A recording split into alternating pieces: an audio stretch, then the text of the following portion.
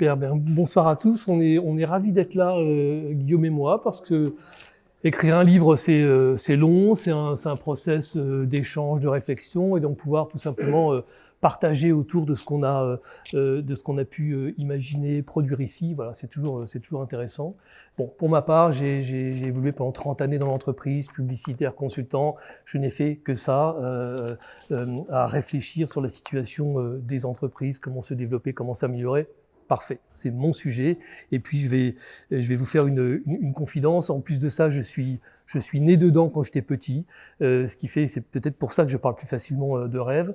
Mes parents étaient commerçants, mais pas n'importe quel commerçant. Ils étaient marchands de jouets. Donc ça veut dire que j'habitais au-dessus du magasin et l'histoire des clients, des représentants, des stocks, des vitrines, de la promotion, des prix, tout ça, je l'ai vécu dans ma chair quand j'étais petit, ce qui fait que quand je suis arrivé dans le monde de l'entreprise, j'étais chez moi. Voilà, donc j'ai pu prendre vraiment le recul qu'il fallait depuis plus de 30 ans maintenant, et j'aime cette entreprise. Il s'est passé tellement de choses depuis, que c'était intéressant de faire une sorte de conseil, de se dire mince, quelque chose a bougé. 60% de notre temps se passe au travail, c'est le sujet de toutes les conversations, de moins en moins, on y reviendra, mais fondamentalement, c'est la clé, c'est un gros bout de notre expérience de vie. Si nous n'avions pas besoin de travailler, nous ne travaillerons pas, d'accord ? Forcément. C'est important de se dire ça, parce que quand on se lève le matin pour aller au travail, c'est forcément pour aller chercher un salaire. Une fois qu'on y est, on a une deuxième aspiration qui est j'aimerais bien que ça se passe bien. Et si on pouvait faire quelque chose d'intéressant? Et si on pouvait avoir une belle équipe? Si je suis manager ou manager, je vais essayer d'y jouer un rôle. Donc c'est important de se dire ça. J'entends souvent des gens qui disent « Ah mais mes gens, ils viennent là, ils sont là que pour un salaire. » Oui, bien sûr, ils sont là pour un salaire. Par contre, il y a d'autres aspirations. Donc ça veut dire qu'effectivement, il y a des attentes par rapport à la vie, à la vie au travail. Alors, pourquoi ce livre? Ce livre, en fait, l'envie de l'écrire juste parce que le monde a changé. L'entreprise d'aujourd'hui ne ressemble plus à l'entreprise d'avant. D'accord? Alors le monde a changé, globalement, pour les gens, en mieux. Beaucoup plus de confort, meilleure santé, plus de loisirs, le luxe est abordable, nos maisons sont mieux équipées, etc. Globalement, on est plutôt content de vivre aujourd'hui plutôt que le siècle dernier. Pour les entreprises, aussi. Le monde a changé, l'Internet a permis des tonnes de choses, tout va plus vite, tout peut s'automatiser. Si je ne prends que l'exemple de la comptabilité, avant pour faire un bilan, il fallait 5 mois, 6 mois. Aujourd'hui, en gros, le 2 janvier à 15h, on appuie sur un bouton, tout est fait. Il y a juste à vérifier un certain nombre de choses. D'accord? Donc, tout est mieux, tout est beaucoup plus performant. Alors, on pourrait se dire, dans ce cas-là, tout va mieux. Non, justement. Parce que les relations se sont tendues, tout va vite, tout est processisé, tout se reporte, tout se monitor, tout se contrôle, tout se compare, et donc à un moment donné, il n'y a plus d'angle mort. D'accord? Et c'est ça qui va être un peu épuisant pour les individus en entreprise. Donc le monde a changé, c'était mieux avant? Non, c'est pas mieux avant, c'est juste très différent, et il faut vraiment prendre la mesure de ce changement. Il faut juste s'y adapter. À qui je m'adresse dans ce livre? Alors, comme j'ai passé ma vie à m'adresser aux dirigeants d'entreprise pour les aider à développer leur business, etc., il se trouve que ce livre, il est fait pour nous tous qui avons un pied dans l'entreprise et qui vivons tous les avantages et aussi les inconvénients de l'entreprise. Ce monde a tellement changé que, effectivement, on va dans l'entreprise avec une envie, une aspiration, une ambition, un rêve. Alors c'est pour ça que je parlais facilement de rêve, parce que moi, quand j'étais petit, effectivement, cette histoire-là m'a fait rêver. Hein. Mais alors je parle facilement de ça parce que finalement, c'est ça qui nous fait véritablement avancer. Et donc je m'adresse aujourd'hui à tous ceux qui sont dans l'entreprise, qui se disent mais non, c'était mieux avant, ou mais l'entreprise n'est plus aussi désirable qu'avant. Donc c'est pour nous tous, tout simplement pour nous aider à réfléchir à notre futur en entreprise. Comment il va falloir penser, comment il va falloir se comporter pour non pas être heureux, mais pour faire que l'entreprise nous apporte ce qu'on attend. Pourquoi maintenant? Pourquoi ce livre est arrivé maintenant? En fait, le monde avançait doucement, gentiment, jusqu'à la pandémie. D'accord? Et à un moment donné, tout s'est accéléré. Et à ce moment-là, notre vie, notre vision des choses a totalement changé. Et là, on s'est mis à ne plus reconnaître l'entreprise dans laquelle on était. On a vite compris que pour évoluer correctement dans l'entreprise au XXIe siècle, il fallait absolument désapprendre le XXe siècle et apprendre le XXIe siècle. Nos rêves d'avant ne fonctionnent plus. Il faut de nouveaux rêves. D'accord ? C'est la clé. Si vous aimez le foie gras et la côte de bœuf, si demain on n'a plus le droit d'en manger, il n'y en a plus, il va falloir se trouver d'autres plaisirs. Voilà, je prends cette image, c'est un petit peu ça. On n'a pas le choix, c'est comme ça. Alors, j'ai voulu juste pour vous raconter, pour faire un petit peu l'introduction de ça, je vais vous lire le préambule, le court préambule, qui dit tout. Si le travail nous épanouit, il peut aussi ne pas nous épanouir. Le travail peut nous propulser parfois avec soudaineté vers des planètes mirifiques, provoquer des découvertes savoureuses, il peut aussi nous détruire, nous recroqueviller. Contrairement à ce que l'on en dit, le plus souvent, le travail n'est pas une valeur, mais un simple chemin qui nous mène quelque part vers l'accomplissement de quelque chose, d'une grande ou d'une petite œuvre, d'une exigence, d'une aventure collective toujours plus grande que nous. Et c'est sur cette route qu'il arrive que nous vivons parfois un accomplissement personnel. L'entreprise au sens large fédère et élève, abétit ou assèche, selon les gens et les contextes. La vie n'est pas juste, disait Bill Gates, autant s'y habituer. J'adore cette citation. Dans le même temps, la mondialisation et la digitalisation auront poussé les entreprises à repenser leurs pratiques jusqu'à leurs identités pour répondre à de nouvelles exigences modernes. Le vent du progrès aura soufflé tellement fort qu'il aura bousculé les modèles économiques, les tables sont renversées. Enfin, de la première pandémie du XXIe siècle, ce monde en mutation en sera ressorti choqué et fragilisé. Le rapport des hommes et des femmes au travail et donc à l'entreprise change en mode accéléré. Pour mieux se préparer à demain, j'ai voulu réfléchir sans tarder au futur de nos vies en entreprise, car pour continuer à rêver ou à faire rêver, les salariés et les managers devront penser autrement. C'est l'ambition de ce livre en forme d'espoir. D'accord ? C'est facile de dire c'était mieux avant. On peut le dire rapidement, mais très vite, quand on y réfléchit, on peut plus le dire. Alors, j'ai été publicitaire, j'étais consultant, ma fille est publicitaire, mon fils est consultant. On voit bien que si je rentre là-dedans, je vais pas aller loin, je vais pas les aider. Donc, c'est pas le sujet. La clé, effectivement, c'est de bien comprendre le diagnostic. La lucidité est l'arme de l'homme d'action. Donc, comprenons bien le malaise. Et c'est surtout ça que je voulais vous dire aujourd'hui. Et le livre va effectivement nous aider à comprendre comment s'en sortir. Le rapport au travail s'est tendu. Les sociologues, les plus grands sociologues qui ont fait des recherches sur le sujet le disent, l'affirment, oui, les relations sont tendues. C'est un point clé. La réalité, c'est quand ça cogne, disait Lacan, et aujourd'hui, ça cogne. Le burn-out n'est plus exceptionnel. Okay, on peut avoir un burn-out à 25 ans, à 28 ans, à 30 ans. Ce n'est plus... c'est monnaie courante. C'est bien dire qu'il se passe quelque chose. La croissance résout tout. Alors, je suis pas là, j'ai pas mis cette phrase-là pour se dire on est d'accord, on n'est pas d'accord, on va en discuter. Non, non. J'ai mis cette phrase-là juste pour vous dire que cet argument-là n'est pas contestable.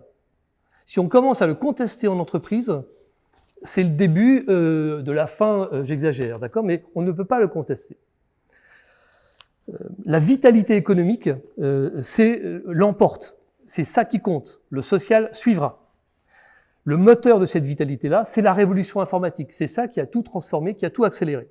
Donc ça provoque une mutation anthropologique importante. Il faut bien en prendre compte parce que finalement, c'est à ça qu'on devra s'adapter. Nous sommes tous dans les couloirs de course aujourd'hui dans les entreprises. Une vie bonne est une vie pleine. Je fonce, donc je suis. C'est plus important de faire vite que de faire bien. On doit remplir des indicateurs. On doit être discipliné, obéissant. C'est un nouveau jeu dans lequel certains se révèlent excellents. Quand vous dites il faut faire l'impossible, vous dites ça à 50 personnes, il y a toujours un qui va réussir à le faire. Et celui-là, il sera formidable, tous les autres seront moins bons. Et paf, on a effectivement l'excellence exclue. Donc c'est la compétition à tous les étages, la croissance c'est le Graal. C'est ça qui va tout résoudre. Autre notion, c'est cette logique unique de rentabilité. Alors une entreprise, elle a toujours été là pour être rentable, bien sûr. Là, on est juste, effectivement, cette vision, elle est intense.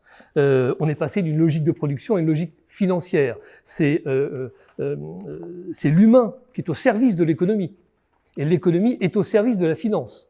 Alors qu'on rêverait l'inverse. Mais la réalité, elle est comme ça. On est dedans. Comme on ne peut pas le changer, il vaut mieux le comprendre pour s'y adapter et trouver les bonnes postures. Être rentable ou mourir. Un individu de valeur est un individu rentable. L'entreprise est devenue un système.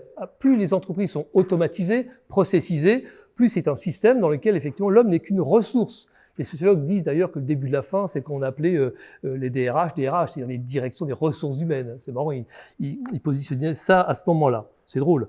Le travail est un coût. C'est l'argent qui travaille, disent-ils. C'est intéressant cette notion. Donc, ce sont les process qui ont pris le pouvoir. On dit toujours que l'entreprise n'est plus pilotée d'en haut, parce que maintenant il y a plus de collaboratifs, mais les process, ils ont été décidés en haut. Et donc, tous les gens dans les entreprises n'ont plus qu'à se conformer à ces process. Quand je dis tout ça, toutes les entreprises sont différentes, les petites, les grandes, mais globalement, on voit bien le grand mouvement qui est devant nous. Donc, les hommes sont obligés de s'impliquer dans le process. Parfois, ils les rejettent et ils finissent par retourner la colère contre eux. C'est ça qui est important. Et c'est de là que vient le mal-être en entreprise. Le monde du travail s'est complètement reconfiguré, sans le dire. Sans le dire. Donc on a toujours gardé les mêmes discours d'avant. Donc le management s'est transformé. Qui dit nouveau contexte, dit nouveau management. Sous la pression, les managers se sont mis à manager quoi ? Les indicateurs surtout, parce que c'est ça qui est important. Et effectivement, on a tout fait pour que les hommes remplissent les indicateurs, mais on a un petit peu oublié le management des hommes. Il est là, on l'apprend, ou alors il y a beaucoup de managers qui n'ont pas été formés, c'est une vraie compétence. Ils ne l'ont pas forcément. On voit bien qu'il y a un problème effectivement de management, parce que tout le monde n'arrive pas à s'adapter à ça. Du coup, ce qui se passe, c'est que le discours managérial est devenu insincère. On n'y croit plus. Il fait croire à l'homme qu'il va s'accomplir, comme avant. Moi, je suis rentré dans l'entreprise heureux en me disant « Waouh, je vais faire des choses merveilleuses, je vais m'accomplir ». Donc, on a toujours ce même discours, celui de Bernard Tapie des années 80, par exemple, alors que l'individu, le salarié, n'est plus qu'une ressource, il n'est plus que le maillon d'un système. Il n'a plus ce pouvoir et cette liberté, cette autonomie qu'il pouvait avoir avant. Donc ça, c'est clé. Du coup, on demande aux gens d'être conformes, obéissants. La pensée critique n'a plus de place en plus de ça. Et ça, c'est effectivement un vrai sujet douloureux. Ajoutons à ça la complexité. La logique mathématique, puisqu'on est dans un monde où l'informatique prédomine, la logique mathématique s'est imposée au management. On croit simplifier avec les mathématiques, parce que c'est blanc ou noir, c'est 1 ou 2. Mais en vrai, on complexifie. Plus rien n'est simple. Les indicateurs, la manière dont on va reporter, effectivement, tout devient complexe. À l'image des entretiens annuels d'évaluation. D'accord ? Je vous laisse avec vos expériences. Évidemment que c'est très bien de pouvoir quadriller toutes ces compétences, mais il faut que humainement on puisse derrière, il faut qu'il se passe quelque chose. Donc il y a un bon entretien annuel d'évaluation et un mauvais entretien. Tout dépend de l'humain qui le fait, bien sûr. C'est la clé. Et c'est dangereux quand la logique mathématique est trop présente, car la logique mathématique, ça permet de raisonner dans le système, mais pas sur le système. Donc si ça va pas, on y va quand même, d'accord ? Et c'est la limite. Donc il y a des logiques contradictoires qui existent. La plus grande, c'est faire plus avec moins. Il y en a toujours qui réussissent, bien sûr, heureusement, parce que les hommes sont formidables, mais faire plus avec moins, faire de l'excellence durable, et c'est tous ces éléments, toutes ces logiques contradictoires, ce sont nos missions, les missions des salariés, et c'est ce qu'on appelle c'est le syndrome de la patate chaude. Les dirigeants n'étant pas capables, effectivement, non plus, ne pouvant pas accepter toutes ces contradictions, ils donnent cette contradiction à leurs employés, à leurs managers, régler ça. Et évidemment, l'humain se retrouve face à une contradiction, et il a toujours l'impossibilité de le faire. C'est quelque chose qui va l'épuiser. Parce que ce monde-là, du coup, épuise la vie humaine. Et c'est ça qui est en train de se passer. L'individu, et à un moment donné, allez, on l'a tous connu à un moment donné, on se laisse instrumentaliser, on baisse les bras, on renonce à poser des questions, et on se soumet aux exigences. D'accord ? Ça, c'est la clé. Et c'est là d'où vient le mal-être. C'est pour ça qu'on parle aujourd'hui dans les grandes entreprises de problèmes de santé mentale. Alors, je ne suis pas médecin, mais le seul point que j'ai bien compris sur l'idée de la santé mentale, c'est qu'il faut absolument qu'il y ait une harmonie entre ce que je pense, ce que j'éprouve et ce que je fais. C'est pour ça que les grands directeurs financiers de grandes entreprises du CAC 40 ont envie de redevenir boulangers. Parce que là, c'est plus facile d'avoir cette harmonie entre je pense, j'éprouve et je fais. Je ferme cette parenthèse. Donc le malaise est profond. Voilà, c'est pas qu'un petit problème conjoncturel. Le malaise est profond. Éric Le Boucher, qui est le directeur de la rédaction des Échos, écrit dans son livre Échec à la barbarie, « Le peuple n'est pas fou, il exprime une douleur, et la cause de cette douleur est la folie de la société. » Donc, nous, c'est beaucoup plus facile de se dire que vous n'êtes pas bon, vous n'êtes pas performant, vous n'avez pas compris, vous ne savez pas vous adapter au monde. Mais non, non, alors, il y a tous les cas de figure, bien évidemment. Mais la réalité, c'est que le monde est devenu fou, le monde s'est accéléré, et c'est bien effectivement au nom de cette rentabilité prédominante que l'activité concrète du travail au quotidien est mise à mal. C'est vraiment le sujet. Et les individus en souffrent, ils sont clivés entre le besoin de faire ce qu'il faut, de s'adapter aux exigences, et leur être intime, où ils ont une vraie envie, effectivement, de faire bien, de faire juste bien. L'homme devient une machine. Alors il y a cette merveilleuse image d'Alain Supiot, qui est un sociologue, quand j'ai entendu ça, je trouve ça merveilleux. Il dit, l'homme a eu il y a une sorte de dérèglement de l'esprit. L'homme a toujours voulu que l'homme ressemble à la machine. Alors à l'époque, la machine, c'était les chevaux, qui tiraient les diligences, les carrosses, les outils dans les champs, donc on traitait les gens comme des animaux. Ok. Après, la machine, c'était les machines-outils. Charlie Chaplin étant moderne, okay, vous voyez ces machines-là, la taylorisation, et on a voulu que les hommes ressemblent à des machines, et on leur a fait visser des boulons toute la journée, etc. Donc on comprend bien effectivement cette idée du productivisme. Et aujourd'hui, la machine, c'est quoi? C'est l'ordinateur. Donc on veut que nous, en entreprise au quotidien, on se transforme en ordinateur, qu'on soit connecté en temps réel, qu'on sache où on est à n'importe quel moment. Dès qu'on fait quelque chose, on reporte, etc., etc. Et ouais, c'est sûr que c'est bien. Dans l'absolu, c'est beau, savoir où tout le monde se trouve, où on en est, je suis à 80% de mon dossier, ah c'est génial, enfin, c'est vrai, ça fait rêver, mais humainement, c'est terrible. Donc, les hommes sont programmés, et non plus formés, alors on est dans le monde de la formation, alors les hommes sont programmés, le temps s'est accéléré, l'obsession gestionnaire de tout conduit à un activisme forcené, encore une fois, qui épuise les gens, le changement est permanent, on flotte. L'individu est ballotté, il flotte entre tous les courants, les tendances. Fondamentalement, l'homme se voit déconnecté du terrain. Voilà, toujours plus, on ne sait pas pourquoi, mais c'est toujours plus. Alors je caricature, je force le trait, mais c'est vraiment pour bien comprendre que la situation, elle est totalement... On parle de mutation anthropologique, mais oui, mais du coup, nous, il faut qu'on prenne notre part. Du coup, on se sent vite impuissant, qui ne s'est pas senti à un moment donné impuissant en entreprise face effectivement à des objectifs parfois contradictoires. Alors on souffre, en silence, on crie, on fait ce qu'on veut, mais à un moment donné, ça ne va plus. D'accord? Ça ne va plus. Alors on fait quoi? Voilà. Et c'est tout l'objet de ce livre qui est là pour nous juste se dire, ok, il va falloir qu'on commence à penser autrement. Alors on fait quoi? Pour que l'homme redevienne la finalité et non plus une simple ressource. On en rit? Alors, Guillaume Henry, on joue avec les mots? Oui, parce qu'on a envie d'en rire. Être créatif? Innover pour sortir de cet enfermement? Oui, on va créer aussi des nouveaux mondes. Exister à côté? En marge? Autrement? Oui, c'est ce qui est en train de se passer. À un moment donné, on voit bien que le travail n'est plus la priorité numéro 1 des jeunes. Regardons les jeunes. Parce que nous, on va déteindre sur eux. Et bien heureusement. Sont eux qui ont raison. On entend effectivement... je caricature tous les chefs d'entreprise et dirigeants dire « mais la jeunesse ne croit plus au travail, etc. » Non. C'est eux qui ont raison. De toute façon, bientôt on ne sera plus là, donc ils vont s'arranger entre eux. Donc de toute façon, c'est eux qui ont raison. Donc oui, bien sûr, on va s'investir sur autre chose que le travail. Le travail devient la priorité numéro 2. Le travail, c'est fait pour financer sa priorité numéro 1, qui est ce qu'on veut faire de sa vie. Se désinvestir psychiquement de l'entreprise, la fameuse grande démission, c'est juste l'idée, j'en fais moins. C'est pas je démissionne, c'est j'en fais moins. Communiquer sur le paradoxe, pour ne pas s'enfermer dedans, du coup, alors moi, c'est ce que j'essaie de faire, parce que une fois qu'on a compris quelle était notre maladie, on peut se dire, bon, je vais aller chercher les bons médicaments. Prendre de la distance, développer son esprit critique, bref, on voit bien qu'il faut se sortir de ça, de ce côté machine, et reprendre sa place. Alors on fait quoi? Et c'est là où je reviens au point de départ. C'est la seule force motrice de l'homme. C'est le désir. Okay, Aristote le disait, et il y a un moment donné, il faut revenir un peu à ces fondamentaux. C'est le désir, c'est l'envie, c'est le rêve.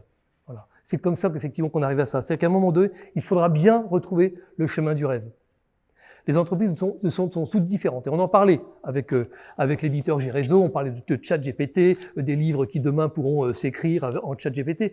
Eh oui, bon, alors moi j'aime écrire, Guillaume aime dessiner, il va falloir qu'on fasse autre chose, autrement. Donc on voit bien qu'effectivement le monde avance et nous recule. Alors bon, je suis plus près de la retraite que de ma première dent, donc je peux me dire tiens, peut-être que ça peut encore durer quelques années, etc.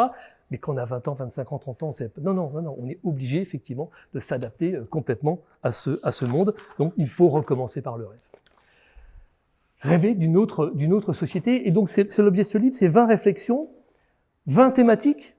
Je parle du télétravail, de la performance, de l'humanisme, du recrutement, de l'automatisation, de la simplification, de l'éthique, qui est un peu mise à mal, de la prédiction. Demain, tout sera prévu. Quand on dit « Ah, bah du coup, ça y est, j'ai gagné le client ». Ah bah oui, c'était prévu, il y avait 95% de chances que ça se fasse. Aujourd'hui, quand ChatGPT écrit, il n'invente pas, il ne sait pas écrire. Hein, il est juste en train de coller des mots et des groupes de mots statistiquement. Et c'est bluffant. Donc, ce que je veux dire ici, c'est que il va falloir penser autrement. Se réinventer, effectivement, un nouveau rêve d'entreprise où il va falloir surfer sur ce nouveau modèle d'entreprise qui est en train d'être mis en place. Alors, on va souffrir. Certains vont souffrir. Si vous n'aimez pas les outils du tout, par exemple, bah, du coup, là, ça va être compliqué, donc il va falloir s'y habituer, mais on n'aimait pas les outils, sauf qu'on a quand même des merveilleux outils dans nos poches tous les jours, et puis on s'y fait. Alors, parions aussi que les outils vont se développer, ils vont se faire aimer aussi, et tout le monde y aura intérêt. Voilà. Donc, le monde va changer, et à un moment donné, il va falloir effectivement s'inventer de nouveaux rêves. Alors, j'ai pris un exemple à droite à gauche pour dire bon finalement qu'est-ce que sur le recrutement, quels sont les sujets que je traite dans le recrutement. Voilà, je retiendrai juste cette phrase que je développe dans le livre, c'est fini les candidats petites souris tremblotantes entre les mains d'un chat recruteur cyniquement joueur. Alors, vous savez quoi, j'étais content d'écrire ça parce que ça ChatGPT il l'aurait peut-être pas écrit comme ça. Donc je me dis j'ai peut-être de l'avenir. Qu'est-ce que je veux dire ici? Je vais faire une illustration. J'étais dans une entreprise récemment, on était en train de recruter un responsable web marketing, un jeune moins de 30 ans. On discute, et puis d'un coup il nous dit de toute façon, moi j'ai 3 mois pour voir si ça me plaît. Bon, génial. Génial. Imaginez ça au XXe siècle. Voilà. Il ne s'est pas renseigné, il ne sait pas, il a le doute, tout de suite vous passez au suivant. Mais là, d'abord, bon, ça vous choque parce qu'on vient aussi un peu du XXe siècle, enfin pour ma part. Et donc, mais n'empêche que c'est lui qui a raison. De toute façon, fondamentalement, il a raison. D'abord, déjà pour commencer. Et donc, c'est plutôt intéressant. Donc, en vrai, c'est ça. Fini ce côté un petit peu tremblotant. L'idée, c'est que demain, le recrutement, c'est un deal, c'est un accord, c'est un intérêt commun. D'accord ? Il va falloir absolument le faire comme ça. Et donc, on voit bien les problèmes que nous, on va gérer parce que nous, on a vécu autre chose. Des autres choses qui nous ont fait peur. L'emploi, c'est un choix, mais c'est notre choix. C'est nous qui allons décider. La seule question qui vaille, c'est ce job va-t-il m'enthousiasmer ou plus modestement me plaire ou au contraire me déplaire. C'est le seul sujet qui doit m'occuper l'esprit quand j'ai un entretien de recrutement. C'est The Voice. D'accord ? Vous êtes dans le fauteuil, il y a les recruteurs qui passent, et est-ce que vous allez vous retourner ? D'accord ? Bon. Gardons cette image-là en tête parce qu'elle est sympa et ça nous met du bon côté. Je lisais dans la presse ce matin que les entreprises vont tenter de faire un CV de leur entreprise. C'est-à-dire l'entreprise va envoyer son CV. Merveilleux. Merveilleux. Alors du coup, très bien, donc il faut absolument changer mentalement. C'est facile à dire, c'est pas facile à faire, mais il va falloir changer mentalement et se dire, la clé dans un entretien de recrutement, c'est quoi ? C'est la conversation. Je vais échanger. Et si jamais la conversation est intéressante et que l'autre a envie de la prolonger, parfait, il peut se passer quelque chose. Je suis pas là pour me vendre à tout prix. Si jamais j'ai pas dit assez de choses, on me posera des questions. Mais je suis là pour me renseigner sur le poste. Est-ce que ça va me plaire ? D'accord ? Plus on fait ça, plus on va atténuer le poids de la hiérarchie d'avant. Et c'est ça qui est intéressant. Quand tout d'un coup, on sera d'égal à égal. Alors bien sûr, si tout d'un coup il y a 8% de chômage ou 17% de chômage, bien sûr que ça va influer. Mais fondamentalement, il y aura peut-être des boulots différents demain. Il va falloir se reconfigurer, nous aussi, de cette manière-là. Et donc, la seule pression que vous avez, c'est laquelle? C'est la vôtre, quoi. C'est votre pression personnelle. Ah, je ne supporte plus mon job actuel, il faut vite que je parte. Donc, vous avez tellement envie de partir de votre job actuel que, quelque part, vous êtes stressé parce que vous avez peur de rater l'entretien. Donc, ce sont ces pressions-là. Si j'ai pas ce job-là, j'arriverai pas à rembourser le crédit de ma maison demain, etc. Donc, c'est ça, c'est juste à ça qu'il faut se préparer. Après avoir, bien sûr, googlisé l'entreprise, la personne que vous voyez. Accepterez-vous ce job dans le cas où on vous dit oui? C'est la clé, c'est la seule question. C'est la seule question qui vaille. Si on vous dit oui, très bien, du coup, vous aurez à décider, j'y vais ou j'y vais pas. Si on vous dit non, ça veut dire qu'il n'y a pas le deal, il n'y a pas un accord. Donc c'est une vraie volonté, une vraie nouvelle manière de penser, c'est le travail. Je disais en commençant que le travail n'est pas une valeur. Vous savez quoi? Eh bien, cette phrase-là, c'est peut-être celle qui m'a fait le plus réfléchir. Parce que comme je viens aussi du XXe siècle, on nous dit exactement l'inverse. Et toutes les entreprises, vous dites, tous les grands patrons, et puis les entreprises, les PME de province qui parlent de la valeur travail. Du coup, j'y ai beaucoup réfléchi. Mais non, le travail n'est pas une valeur morale. Voilà, c'est une valeur marchande. J'ai une force de travail, tu m'achètes, toc toc, je fais. Mais c'est pas une valeur morale. Parce que si tout d'un coup, ce que je fais, si je n'arrive pas à faire le travail que je fais, on peut se planter, et puis les entreprises changent. Du coup, j'aurai un problème moral? Non. Le travail est une valeur marchande, c'est la clé. Il faut revenir effectivement à des choses simples. Je regarde mon timing. Bon, alors du coup, je vais pouvoir juste dire sur un nouveau chapitre, juste pour vous donner un petit peu une image de ce qu'il y a dans ce livre. L'évolution. L'entreprise est une pyramide. Alors, on a beau nous dire que c'est une pyramide inversée par inversée, bon, ça reste quand même, il y a quand même moins de gens en haut qu'en bas. Donc, ça reste quand même une pyramide dans le sens qu'on veut. Donc, à un moment donné, dès qu'on progresse, on est obligé de passer par la case manager. Et le problème que j'évoquais tout à l'heure, manager, il faut être formé, ou alors il y a des gens qui sont très bons managers sans être formés parce qu'il faut une sorte d'intuition, de plaisir à ça. Donc, tout le monde ne partage pas cette folle envie d'ascension sociale. Heureusement, pour tous ceux qui sont en haut. Pourquoi? Parce qu'on l'a bien vu, à progresser, parfois on y perd. Plus on s'élève, plus on s'éloigne de son métier premier. Moi, je me souviens très très bien d'un ami publicitaire qui aimait la pub, et à un moment donné, il prend la direction d'une grande agence, il était président de la grande agence internationale, etc., et il me parle, dépité, il me dit « mais je ne fais plus le métier que j'aime. Je passe mon temps avec les Américains à faire des reportings, des trucs financiers, etc. » Voilà, et donc il n'en pouvait plus. Il a arrêté, il a recréé une petite agence de plus. Dans le titre, il y avait les artisans de la publicité, quelque chose qui ressentait le goût de la publicité. On comprend bien ça. Les chiffres sont clairs. Hein. Une étude Ipsos BCG, que je reprends effectivement dans le livre, dit « dans les pays occidentaux, seuls 10% des employés souhaitent gérer une équipe. Okay, et seulement 37% de ceux qui managent une équipe aspirent à continuer à le faire. Bon, ok, le management, c'est pas forcément désirable. Et on est tous obligés d'y passer si on veut avancer. Waouh, c'est quand même un point important. Donc, les entreprises, cette convention-là, on n'en veut plus. Les gens n'en veulent plus. Donc, les entreprises vont être, pas le choix, elles vont être obligées de se forcer à évoluer sur ce point. Donc demain, fini l'ascension verticale, sauf pour ceux qui le demandent expressément. Demain, on pourra progresser latéralement. Latéralement, c'est juste, on passera des ventes au design produit, de la comptabilité à l'administration des ventes, de la logistique au digital, du marketing à l'information. Ici, on va forcer le talent. On va pouvoir faire effectivement plein de choses nouvelles. On répond à la soif de découverte des salariés, des jeunes aussi, qui aiment bien effectivement cette idée d'aventure. Ici, on crée le Netflix des métiers. Et c'est ça qui est intéressant. D'accord? Et ils le disent, quelqu'un qui disait effectivement, c'est vraiment très excitant de faire partie de la révolution digitale de l'entreprise, alors que je n'étais pas pressenti pour travailler sur ces sujets-là. Tout d'un coup, on est dans une entreprise et on vous offre effectivement d'accéder à des choses auxquelles vous n'auriez même pas imaginé. Ça, c'est l'aventure. D'accord? Donc, on peut booster son métier, on peut avancer, s'enrichir sans forcément prendre l'ascenseur. Enfin, on peut aussi progresser géographiquement.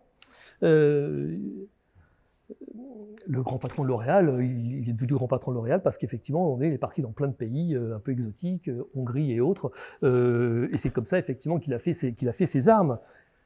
Progresser géographiquement, ici on répond évidemment à la mondialisation, donc c'est parfait, c'est une voie royale, mais aussi on répond un peu aussi aux besoins d'aventure. Il y a un moment donné, on rentre dans une entreprise internationale, du coup, on sait qu'on va pouvoir profiter de ça. Ça prolonge l'Erasmus, d'une certaine manière. Donc je suis étudiant, j'ai fait ça, quelque part, ouais, vous allez pouvoir continuer à voyager, etc. C'est formidable, et on voit bien effectivement que les jeunes qui goûtent à ça, veulent continuer. Ma fille qui travaille à Londres, par exemple, je dis, bon, le papa dit, tu reviens quand à Paris, là, maintenant, tu as eu ta promotion, ce serait bien de revenir à Paris. Oui, je reviendrai à Paris, mais avant, on aimerait bien aller bosser un peu en Espagne, etc. C'est l'Erasmus, d'accord? Donc, ce serait intéressant. Eh bien, voilà, si on l'entend, je suis le patron d'une grande entreprise, je vais organiser ça. Après le Netflix des métiers, ce sera l'Erasmus, et on va tout d'un coup créer une entreprise désirable. Donc, il y a un moment donné, les entreprises vont devoir s'adapter, et les individus vont pouvoir avoir un autre rêve. Parce qu'effectivement, j'ai eu une entreprise, non pas pour devenir patron de quelque chose, forcément, mais pour vivre les aventures. D'accord? Donc, c'est plus une grande tour à la défense, mais c'est Indiana Jones, je vais vendre plein de choses, je vais pouvoir changer de pays, changer de métier, et là, effectivement, ça devient un petit peu plus excitant.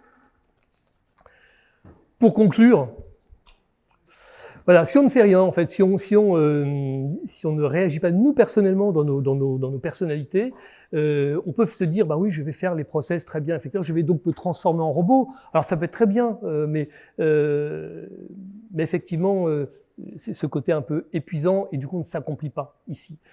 C'est là où on voit qu'on a besoin de repenser complètement, effectivement, sa vie, sa posture en entreprise. C'est l'idée, c'est l'enjeu de ce livre, c'est il faudra penser autrement. Il faudra façonner d'autres rêves. Avant, on faisait des tas de choses. On va se rendre compte que les outils font tout à notre place. Mais il va falloir l'accepter, peut-être simplement contrôler et prendre du plaisir autrement ailleurs. Donc l'entreprise, à un moment donné, c'est trop tard, c'est trop avancé. Et quand on voit l'intelligence artificielle, les algorithmes, on voit bien qu'il y a quelque chose qui semble échapper parfois, qui nous fait peur, mais on y va. Donc il va falloir absolument prendre plaisir à ça et trouver effectivement une manière de prendre sa place. La clé, ça va être de se dire, finalement, moi, j'entre dans l'entreprise, j'entre dans le monde de l'entreprise, je dois décider de ce que je veux, je dois décider de ma vie. Est-ce que j'ai envie de voyager? Est-ce que j'ai envie justement de découvrir plein de métiers différents? Ou est-ce que j'ai envie de travailler dans un secteur d'activité, dans le luxe, en faisant tous les métiers? Ou est-ce que j'ai envie d'être un spécialiste d'un tel métier? Il va falloir décider ce genre de choses en amont. D'accord? C'est la clé. Je trouvais cette citation qui disait juste l'irrésolution est le pire des maux. Ça veut dire que plus encore qu'avant, il va falloir penser effectivement à la manière dont on a envie de vivre sa vie en entreprise ou en organisation. D'ailleurs, l'organisation, c'est l'entreprise sans la logique de rentabilité qu'on a vu tout à l'heure. Voilà, le rêve est un vrai sujet. On n'a pas le choix. Quand on a un rêve et qu'on a trouvé telle entreprise, je parle à un moment donné aussi des entreprises qu'on consomme. On va consommer les entreprises comme on consomme les marques. Tant pis, tant mieux. En tout cas, pas le choix. C'est nous qui décidons de notre avenir et on va aller chercher ce qui nous arrange à un moment donné. C'est tout l'enjeu de ce livre, effectivement, de se dire il va falloir penser autrement et retrouver le chemin du rêve. Voilà ce que je voulais vous dire. Merci.